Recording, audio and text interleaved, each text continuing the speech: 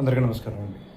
2019 నుండి 2024 మధ్యన పరిపాలించినటువంటి జగన్మోహన్ రెడ్డి గారి ప్రభుత్వంలో ఆ రోజున ఆంధ్రప్రదేశ్లో ఎక్కడా కూడా సరైనటువంటి విధంగా రోడ్లు వేయలేదు అని చెప్పేసి ప్రతి గ్రామంలో, ప్రతి ఊర్లో కూడాను ప్రజలు ఆ ప్రభుత్వాన్ని, జగన్మోహన్ రెడ్డిని, ఆ స్థానిక ఎమ్మెల్యేలని తిట్టుకోవడం మనం చూసాం.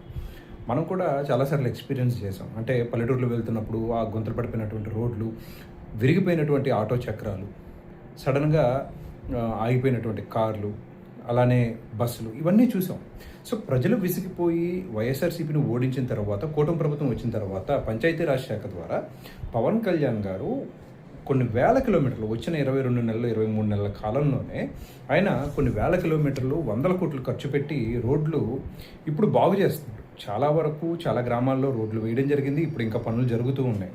అయితే ఇటీవల కాకినాడ దగ్గరలో ఒక ఊర్లో రోడ్డు వర్క్స్ జరుగుతున్నాయి. అక్కడ ఇన్స్పెక్షన్ జరుగుతుంది. క్వాలిటీ చెక్ అనేది జరుగుతుంది. పవన్ కళ్యాణ్ గారు చాలా స్ట్రిక్ట్ ఆర్డర్స్ చెప్పారు. అదేంటి, క్వాలిటీ చెక్స్ లేకుండా మీరు రోడ్స్ వేయద్దు, ఒకవేళ రోడ్స్ వేస్తున్నా కానీ మళ్ళీ దాని మీద రీవర్క్ చేయాలి, బిల్స్ కూడా మీకు ఇబ్బంది అవుతాయి అని చెప్పేసి చాలా క్లియర్ ఇన్స్ట్రక్షన్స్ అని చెప్పేసి ఉన్నాయి.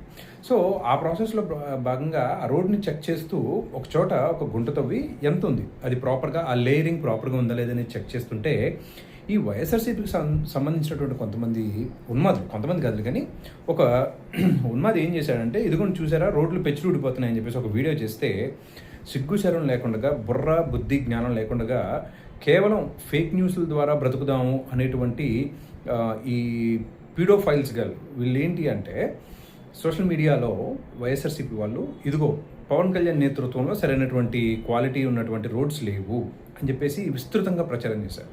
కామన్ సెన్స్ ఉండాలి. అక్కడ ఒక పక్కన రోడ్ వర్క్స్ జరుగుతూనే ఉన్నాయి, ఇంకా క్వాలిటీ చెక్స్ జరుగుతూనే ఉన్నాయి. వీళ్ళు రోడ్లు వేయట్లేదు, లేకపోతే వేసిన రోడ్లు బాగాలేదు అని చెప్పేసి ఫేక్ వీడియోస్ పెట్టడం మొదలుపెట్టారు.